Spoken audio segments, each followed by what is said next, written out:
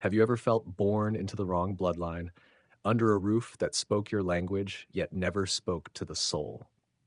Have you sensed in your parents not malice, but a hollowness, an energetic vacancy where resonance should have been? This is for those who grew up deep souls in airless homes, who became hyper attuned not because they were nurtured, but because they were not seen, not mirrored, not met. There is a paradox both mystics and scientists recognize. Great depth can arise from great lack. In depth psychology, we individuate by meeting the shadow, the disowned parts of our nature, and struggle toward wholeness. Jung called it individuation, a journey whose friction forges character. When the family field offers little warmth, that friction intensifies, and so can the drive to become fully oneself. We use a term for such households, soulless parents, chronic emotional unavailability, instrumental love, that feel like an absence of soul to a child. Clinically, this looks like emotional neglect, attachment fractures, and dark triad traits tied to warmth and hostility. Translation: in a thin home, the deep soul becomes the family's weather sensor, over-responsible, hyper-aware, prematurely wise. Yet not every sensitive child breaks. Many become responsive, orchids rather than dandelions, whose nervous systems are more plastic to both harm and help. Differential susceptibility studies show some children are far more affected by context, for worse in harsh environments, and for better when support arrives. With clean boundaries, deep relationships, and meaning-making practice, that sensitivity matures into empathy and discernment. Depth is not an accident, it is a response. Sensory processing sensitivity, the highly sensitive person trait, maps onto stronger reactivity to social and emotional cues and distinct activation in awareness and empathy networks. In a barren climate, it becomes a survival instrument. In a nourishing one, a calling. If you grew up scanning rooms to anticipate eruptions or catch micro expressions of safety, you were training, unwillingly, the faculties that can make you a healer, an artist, a truth teller. Trauma can leave biological fingerprints, epigenetic changes in stress response systems, passed from parents to children. Yet trauma can also catalyze post-traumatic growth, deeper appreciation of life, stronger relationships, clarified purpose.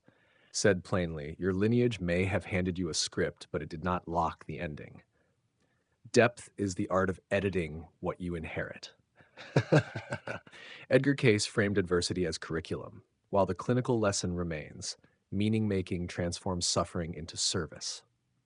At the frontier between science and psi, Ingo Swann's work at SRI asked, what if consciousness carries capacities that flourish when forced beyond familiar limits? In our story, the forced limit was your family. The capacity is your soul. Albert Einstein named the fuel for this transformation: awe for the mysterious, the willingness to keep wondering in the dark. If you survived a house without warmth and still protect your capacity to wonder, you carry the ember he called the cradle of art and science. Because the absence you grew up in was not the end of your story. It was the negative space that made your contours visible. We will define terms with care, trace lineage and the maverick spirit, show how contrast becomes catalyst, translate it into a blueprint. Boundaries that protect compassion, practices that expand presence, skills that keep you connected without self-betrayal, and finally, anchor it in purpose. If you have carried the weight of being the most awake person in an unawake house, this is your field guide. You are not broken for being deep. You are deep because you refuse to break. Let's begin. Before we can map healing or purpose, we need clear language. In this field guide, deep soul and soulless parent are not insults. They are working metaphors that help us name patterns many of you have lived. We will ground these terms in depth psychology, neuroscience, developmental research, and carefully framed spiritual perspectives so you can recognize your story without pathologizing yourself or anyone else. A deep soul is someone whose inner life insists on meaning, drawn to truth and beauty, keen to nuance, unwilling to live only on the surface. In Jung's language, this is the slow labor of individuation, integrating the conscious with the unconscious, meeting the shadow we would rather disown, and becoming incrementally more whole. Individuation is not a weekend epiphany. It is friction that forges character through symbol, conflict, and relationship. Research adds texture.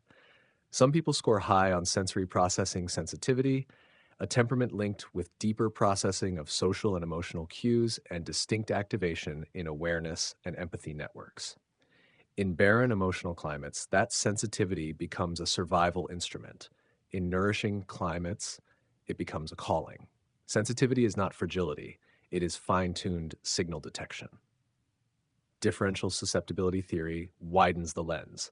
A subset of us are orchids rather than dandelions, more affected by context in both directions, worse in harsh settings, better in supportive ones.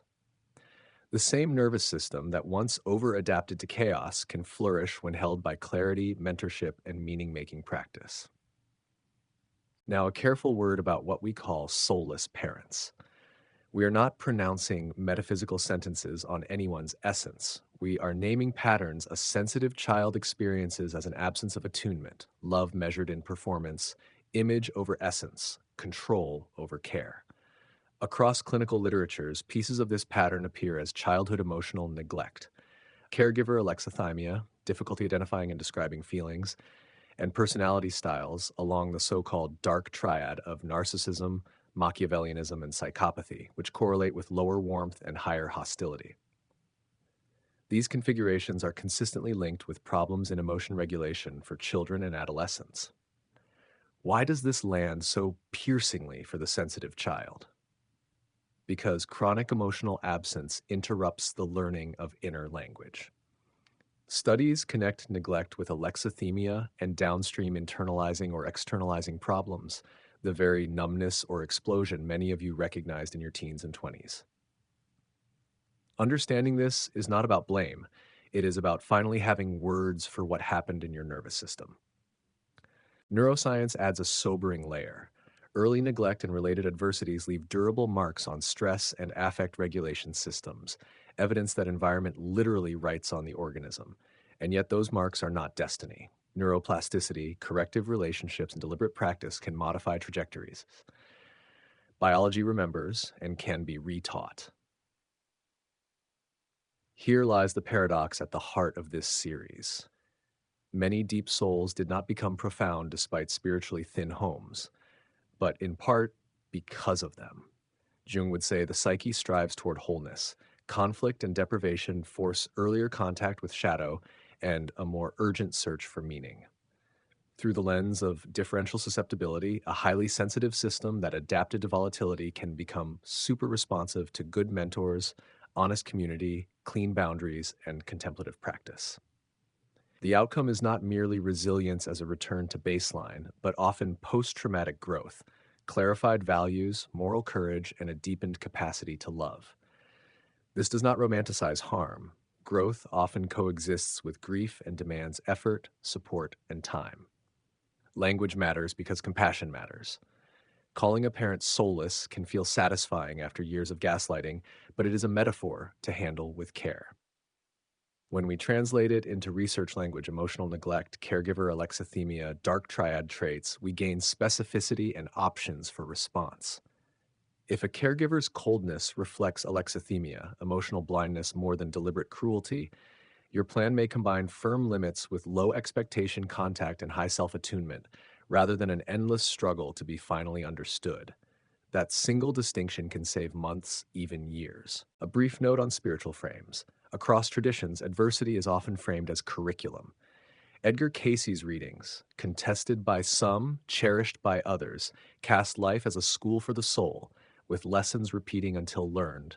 Whether or not you share that metaphysic, the therapeutic move is familiar. Meaning-making converts pain into practice.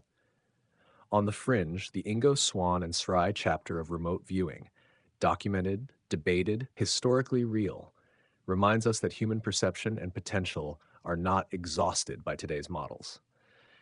Our posture remains disciplined curiosity. Stay open, test everything, and keep only what serves healing and ethics. From another frontier, Einstein's hymn to the mysterious invites awe as fuel for inquiry. If you protected your capacity to wonder in an unmysterious house, you already kept the flame that powers both rigorous science and spiritual depth. For the rest of this journey, hold our working definitions plainly and with compassion. A deep soul is a person actively engaged in individuation, marked by meaning seeking, heightened sensitivity to moral and relational nuance, and a commitment to integrate shadow and self through practice. It often co occurs with higher sensory processing sensitivity, strong responsiveness to supportive contexts, and the potential for post traumatic growth. A soulless parent, as an operational metaphor, is a caregiver whose repeating patterns, emotional neglect, instrumental or image based love, hostility masked as control, create a lived perception of spiritual absence in the child. Across literatures, this clusters with caregiver alexithymia, low warmth with hostility, and dark triad traits, raising risk for child emotion regulation difficulties. Our ethical frame is steady. We do not demonize people. We identify patterns to design boundaries, practices, and communities that protect compassion without self betrayal. Now that our terms are precise and our posture compassionate, we can trace energetic lineage and the maverick spirit, why some children seem wired to rebel toward truth, and how contrast becomes a catalyst without making us bitter. Depth is not an accident, it is a response trained into wisdom. Now that our terms are clear, we can follow a deeper current. Why do some children raised by soulless patterns become mavericks, artists of conscience, boundary setters, truth tellers, while others collapse into inherited scripts? The answer weaves four strands: an inner compass that refuses numbness, a sensitivity wired for precision, a nervous system that can relearn what matters, and an alchemy that turns contrast into calling. Jung gives us the first strand. The psyche tends toward individuation, the lifelong integration of conscious and unconscious that makes a person more wholly themselves. The summons to reconcile opposites, to face the shadow, to discover a personal myth, is not a luxury of safe homes. It often awakens precisely where warmth is scarce. When the family field offers little mirroring, the self seeks it elsewhere, in symbols and dreams, in unlikely mentors and sturdy vocations, in the stubborn whisper that says, "Live as you are made." Temperament offers the second strand. Sensory processing sensitivity, the trait many recognize as the highly sensitive person, predicts deeper processing of social and emotional cues and distinct activation in awareness and empathy networks. In barren climates, it becomes a radar for risk. In nourishing climates, a channel for care and creativity. Sensitivity isn't fragility, it's precision. Add differential susceptibility, the orchid and dandelion idea. Some children are more responsive to context in both directions. They fare worse in harsh settings and far better in supportive ones. Many of you felt like problems at home and prodigies the moment a teacher, coach, or spiritual circle offered clear boundaries and belief. That is the signature of an orchid nervous system moving from survival to bloom. This endowment can even travel across generations. Trauma leaves fingerprints in stress response systems. Yet biology remains plastic enough to be retaught through relationship, ritual, and repeated choice. A third strand is how the brain tags what matters. The Salience network, anchored in the anterior insula and dorsal anterior cingulate, detects relevant signals and helps the brain switch between inner reflection and executive action. Children who grew up managing volatile rooms trained this circuitry the hard way. It became costly vigilance. With healing, the very same machinery becomes exquisite discernment, reading a room, naming an unspoken tension, sensing authentic care versus performative charm, choosing response over reflex. Polyvagal science refines the picture. When bodies feel unsafe, defensive states take the wheel. When they feel safe, social engagement and curiosity come online. Maverick compassion requires this shift on purpose: breath that lengthens the exhale, posture that releases the jaw, prosody that warms the voice, faces that signal welcome, spaces that feel earned and trustworthy. Language completes the toolkit.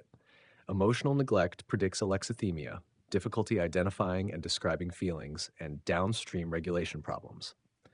That is the wordless fog many carried into adolescence. The maverick path is linguistic as well as spiritual. Build a precise emotional vocabulary so the salient system flags nuance, not just danger. Name it to navigate it. In practice, map sensation to feeling, feeling to need to boundary, boundary to a clean, specific ask. Words become wires, regulation finds a route. Now to the alchemy, turning contrast into calling without romanticizing pain. Research on post-traumatic growth shows that meaning, relationships, and priorities can deepen after profound struggle. Growth and distress can coexist. The point is not to be grateful for trauma, but to claim authorship over what happens next. Many deep souls remember a hinge, the first time a boundary held, the first mentor who truly saw them, the first practice that steadied the breath. After that, the system begins to organize around purpose rather than protection. The old hypervigilance becomes fine-grained discernment. The old people-pleasing becomes clean service. The old anger becomes ethical power with a soft edge. Spiritual frames can help carefully. Edgar Cayce called life a curriculum. Lessons repeat until learned. Whether or not you accept that metaphysic, the responsibility it invites is useful. What is this experience asking me to practice? On another frontier, Ingo Swann's remote viewing work at SRI, archived and debated, posed a daring question. Might human perception exceed our current models under unusual conditions? We take no dogma here.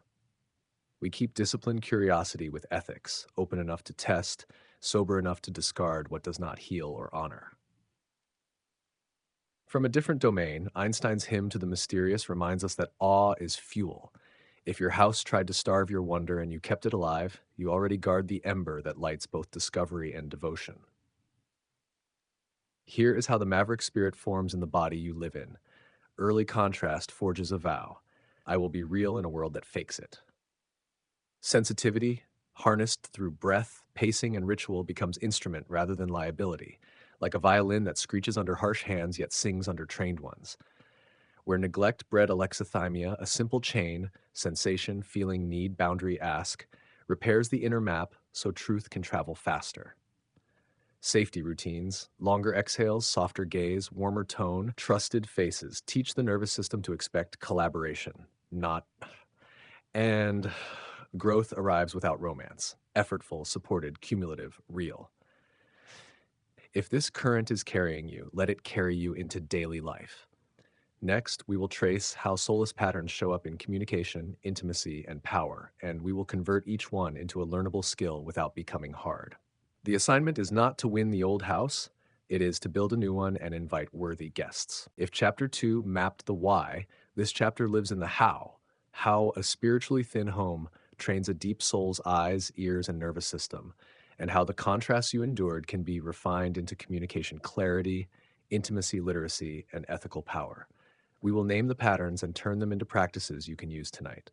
In many airless homes, talk wasn't for meeting minds. It was for managing image, avoiding shame, or asserting control. You learn to read weather, not words. The familiar quartet, criticism, contempt, defensiveness, stonewalling, corrodes trust and teaches your body to expect attack instead of collaboration. Beneath the words sits the Salience network, the brain's switchboard that decides what matters now and toggles between reflection and problem solving. In chaotic rooms, it learns to flag threat. With training, it can learn to flag meaning, nuance, and empathy. Translation. You can teach attention to select signal over static. Another hidden driver is alexithymia, emotion blindness that often shadows neglect. When the adults couldn't name feelings, you lacked an inner alphabet. And unnameable states defaulted to conflict, collapse, or performance. Use a simple cadence when conversations fray. Center. Breathe in 4, out 6, twice.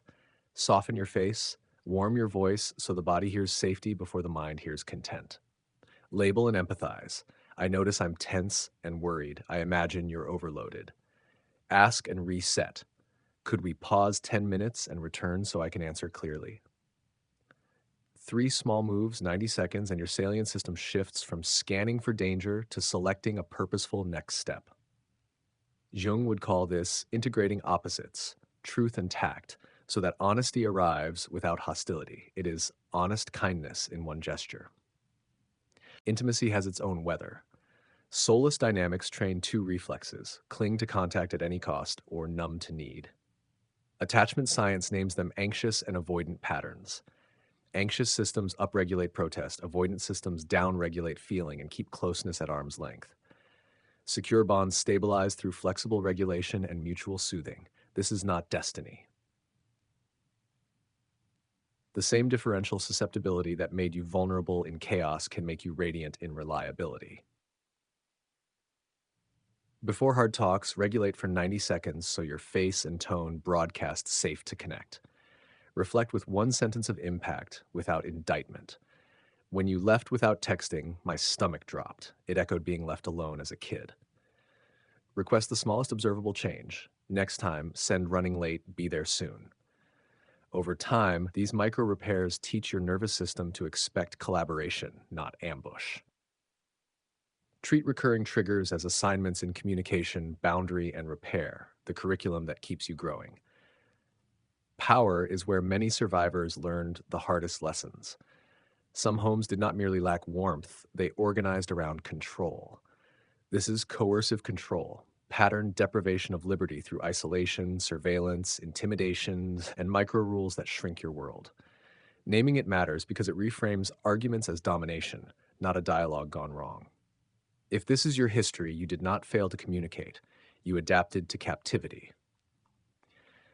Run a quiet check.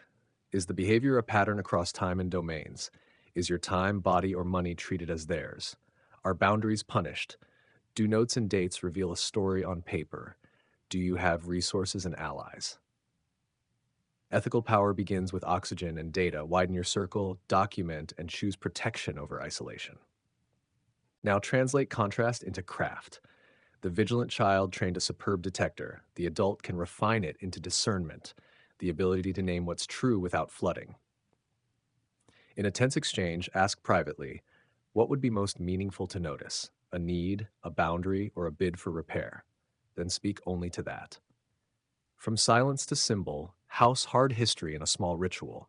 Sketch last week's argument, name the value beneath it, design one behavior that honors that value cleanly. Keep disciplined curiosity at the frontier of your growth. Test what helps, discard what doesn't, and keep your ethics. Curiosity, yes. Credulity, no. And weave in safety cues. Longer exhales, softer gaze, warmer prosody, trustworthy faces, so the body stops mistaking intimacy for threat and starts recognizing collaboration as home. We are taking the absence you grew up in and turning it into craft. Clearer speech, warmer bonding, cleaner power. In the next chapter, we will turn these skills into an architecture you can live inside. Daily protocols, relational agreements, and soft shields that let you stay open without being overrun. Depth is not how much you feel. It is how skillfully you steward what you feel into truth, love, and power. If contrast became craft in the last chapter, this one turns craft into architecture, living boundaries that let you stay warm, lucid, and free. For deep souls raised in spiritually thin homes, boundaries are not walls. They are instruments that tune a sensitive system toward truth and love. We will ground this in depth, psychology, neuroscience, evidence-based skills, and the wiser voices of the ancients, so compassion survives contact with reality. Healthy boundaries begin in the body, not the debate. Polyvagal science shows that when the nervous system reads safety, the social engagement circuits come online. Voice softens, eyes meet, curiosity returns. When it reads danger, we snap into fight, flight, or shut down. Boundaries are first a regulation practice, a way to shift state so care is available without self-abandonment. A second lens is the Salience network, anchored in the anterior insula and dorsal anterior cingulate, which prioritizes what matters now and toggles the brain between inner reflection and executive action. In dysregulated homes, this network learns to flag threat as the main signal. With training, it can learn to flag meaning instead, values, agreements, repair. Boundaries are the behavioral edges that teach your attention what to select. Attention is a moral act. It chooses what counts. Temperamental sensitivity also matters. Sensory processing sensitivity, the highly sensitive trait, brings deeper processing of social and emotional cues and distinct activation in awareness and empathy circuits. Paired with differential susceptibility, it explains why clear structures help you bloom.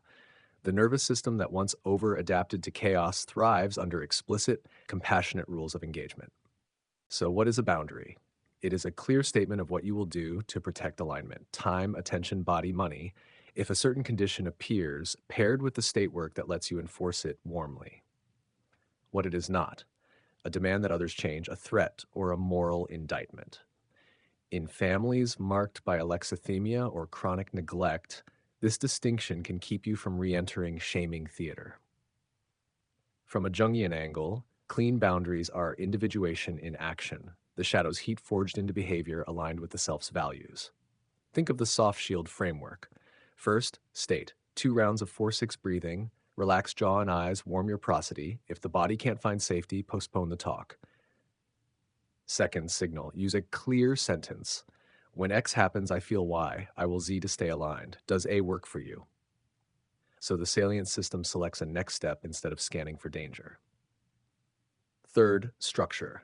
Lean on micro skills from interpersonal effectiveness to make requests specific, observable, time-bound, while your self-respect stays online. Fourth, sanctuary.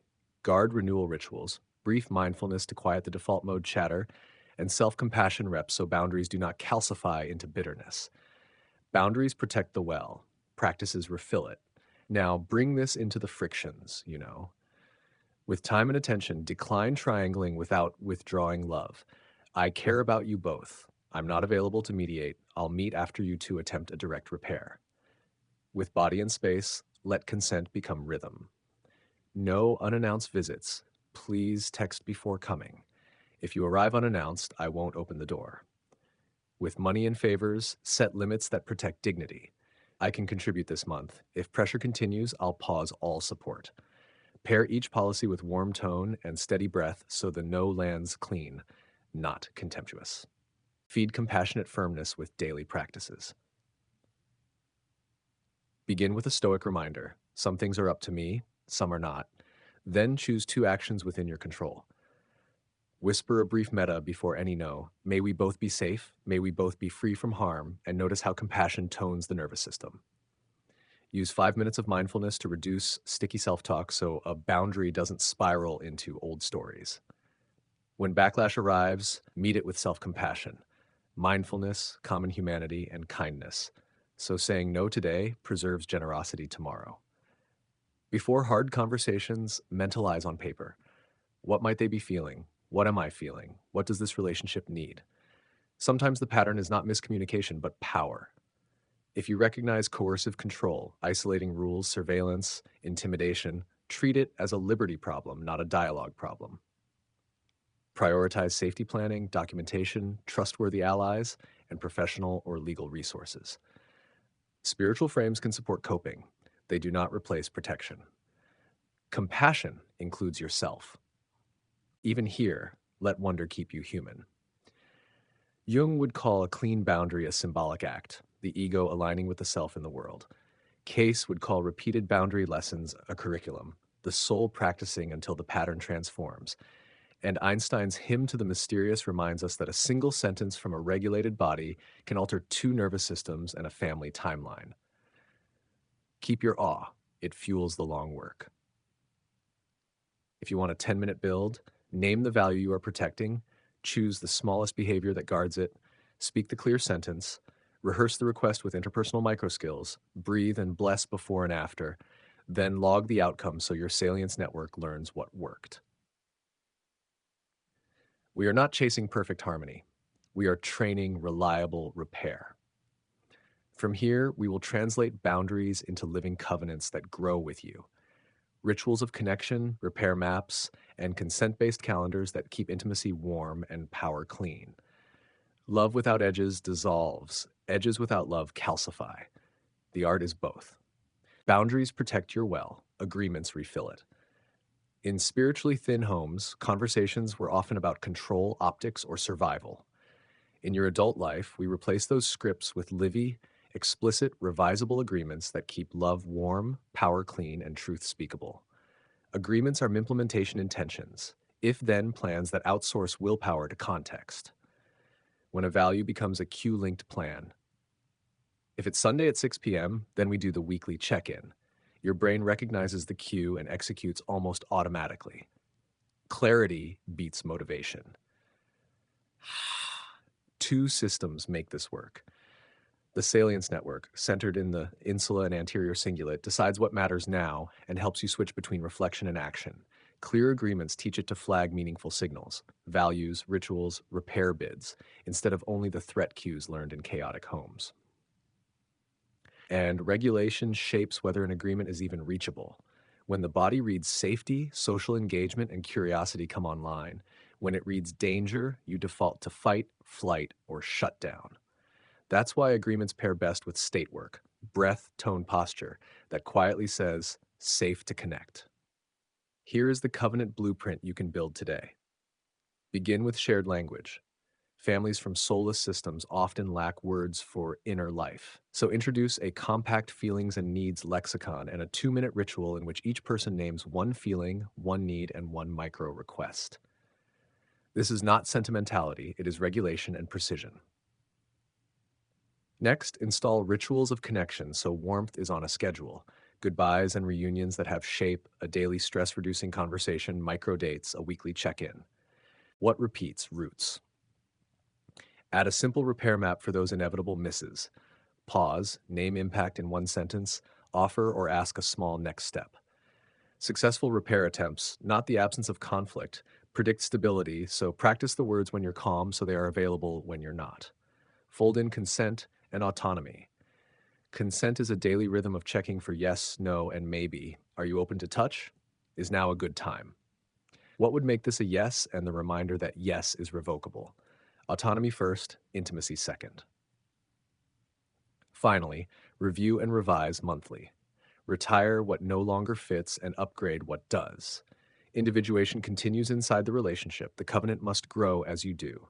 Design a weekly check-in that changes your month. Keep it the same time and place. Predictability soothes the nervous system. Phones away, tea helps. Arrive with 2 rounds of 4-6 breathing. Then each shares one win and one gratitude. Front-loading positive affect primes the system for collaboration. Name the state of us by answering, what colored my inner weather and what do I need more or less of? Move to repairs and housekeeping with your map. 1 sentence of impact, 1 request, 1 commitment, kept small and behavioral. Close with design. Schedule 1 ritual of connection and 1 micro-adventure, writing them into the shared calendar with titles that cue emotion. Tuesday, 7:15, decompression walk plus silly talk. These entries are implementation intentions in disguise. Keep the tone warm, the eyes soft, the pace slow. Prosody carries safety before words arrive. Repair is a sacred skill. When old patterns flare, criticism, defensiveness, stonewalling, contempt, hit the brakes and name the horseman. Then pivot. Criticism becomes curiosity. I hear blame in my voice. Let me restate as a request. Defensiveness becomes ownership. What's my 10% here? Stonewalling becomes a timeout with a promise. I'm flooded. I'll be back at 7:10 to keep going. Contempt becomes value. I'm guarding against superiority. The value I want is respect. This isn't theater. It is counter-conditioning. You are training salience to select meaning and the autonomic system to reopen social engagement until it becomes your default. Keep minds in view with a mentalizing agreement. When tension rises, name likely mind states on both sides before proposing solutions. I imagine you're overwhelmed and protective. I'm anxious and wanting certainty. A quick template helps. I notice myself speeding. Your face went flat. I imagine you're stressed. I'm scared of repeating last year. Does that fit? What am I missing? What's the smallest helpful move? If space was blurred in your childhood, put consent in your calendar. Color code events as yes, maybe, or no, and add a revocable tag to plans that might shift with energy or health. Embed micro rituals into entries. Check yes or no the morning of, text if running late, ask if touch is welcome after 9 p.m. It looks fussy only until you feel the peace of explicit permission and protected choice. Let spirit live in the structure. Jung would call these agreements symbolic acts, the ego aligning with the self in the field of relationship. The ritual is the symbol that carries you when words fail. Case would call them curriculum, lessons repeated gently until the soul learns love without self-betrayal. And disciplined curiosity, our favorite frontier stance, keeps you testing, documenting, refining what works for your nervous systems. Keep the wonder, keep the data. Hold 5 touchstones as you practice. We arrive before we analyze. Tiny repairs happen right away. Feelings lead to needs and then to a clear request. Rituals, not hopes, go on the calendar. Consent is always revocable. Agreements are love's scaffolding, strong enough to hold you while you change, light enough to move as you grow. In the next chapter, we'll gather the strands depth, skill, covenant into vocation. How deep souls transmute hard beginnings into steady leadership and a quietly luminous life. Not perfect harmony, but reliable repair. Not performance, but presence. A life aimed at what matters. After the first 5 chapters steadied your breath, your words, your boundaries, and your covenants, a braver question rises. What is all that steadiness for? For deep souls raised in spiritually thin homes, purpose is not a slogan. It is a way to metabolize pain into service without burning out. Think of purpose as a through line of contribution that threads values, gifts, and responsibility into consistent action. In Jung's language, it is the ego aligning with the self so that your life becomes an image of inner wholeness made visible. Individuation is the inner river. Purpose is how that river meets the world. A sturdy sense of purpose organizes behavior and buffers stress. People who know why they act sustain effort longer. Translation, meaning protects, not magically, but behaviorally. The Salience network, the hub that decides what matters now, can be trained to prioritize meaning over threat. Purpose practices are salience training, selecting significance over static. And purpose requires safety as a body state. When the system reads safety, social engagement comes online, warm voice, soft eyes, curiosity, so collaboration becomes possible. Growth without romance is the honest path. Post-traumatic growth shows that distress can coexist with deepening appreciation of life, clarified priorities, stronger ties, a wish to give back. Purpose is often where that growth consolidates. Pain reorganized as service. The storm did not make you special. Your choices afterward make you useful. Maybe you know the arc. You learned early that attention could be weaponized, love transactional, truth punished. So you made 2 promises. I will not become what hurt me, and I will become what I needed. Years later, purpose is those vows turned outward. An educator building consent-based classrooms, an entrepreneur designing humane processes. Not loud, unmistakable. If you need a place to start, name your through line. List the values that move you, the gifts that come naturally, and the people you cannot help caring about. Let one sentence emerge. I use this gift to advance this value for these people. Then install if-then plans. So purpose has a calendar, not just a mood. If it is 7:30 a.m. on weekdays, then I write for 25 minutes. Add a self-transcendent reason who benefits beyond you if you keep this promise, and put their name at the top so discipline softens into devotion. Before you begin, run a micro ritual that tells the body this matters and this is safe. Breathe 4 to 6, soften the gaze, look at a supportive face, speak your 1-sentence purpose aloud. Schedule awe as fuel. Walk where the horizon widens. Let wonder shrink self-concern and enlarge care. Each week, write 2 tiny repairs. Decline the misaligned gig, send appreciation to a quiet ally, so purpose becomes course correction, not perfection theater. As this rhythm settles, 4 roles appear. You become a witness, dialoguing with shadow rather than letting it drive. Each week, name one tempting distortion and practice the clean value beneath it. You become a maker, building artifacts, policies, products, poems that host the ethics you profess. Tie each to an if-then so it appears in time. You become a neighbor, remembering that meaning scales through service. Before hard work, ask, whose load lightens if I do this? And you become a keeper of awe, guarding the ember Einstein praised as the cradle of true art and science, because wonder keeps rigor humane. Spirit and research meet here. Edgar Cayce framed life's trials as curriculum, repeated chances to practice spiritual law and grow the soul. Whether or not you share that metaphysic, the stance is useful. Treat repetitive pain as assignment, not identity. On the fringe, the declassified Sarai experiments with Ingo Swann remind us to hold disciplined curiosity with ethics. Test, document, and keep only what heals and honors. Curiosity, yes. Credulity, no. Leadership in this lexicon is not a podium. It is stewardship of impact. You will know you are on the path when your calendar holds more implementation than rumination, when boundaries keep love warm and energy clean, when agreements are alive and revisable, when your body can shift from vigilance to social engagement on purpose, when your work leaves people more capable and less dependent. You will stumble. That is human. But you will also repair faster, ask better questions, and design structures that make the right thing easier and the wrong thing harder. That is leadership after the storm. We have walked from survival to stewardship, salience trained by values, safety fueling service, pain reorganized as contribution. Carry this benediction as you go.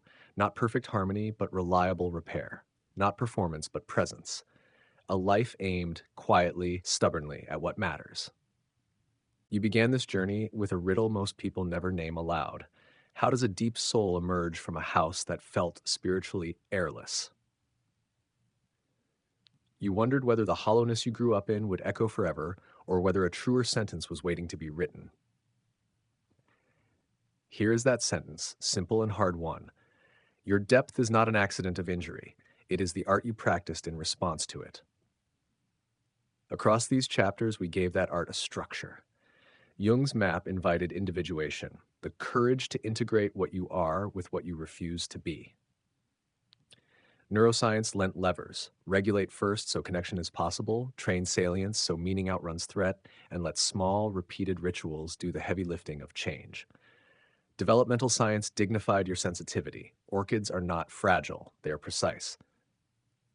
And the spiritual posture that keeps our compass true, Casey's sense of curriculum, Einstein's devotion to the mysterious, our own disciplined curiosity, taught us to stay open, test everything, and keep only what deepens healing and ethics.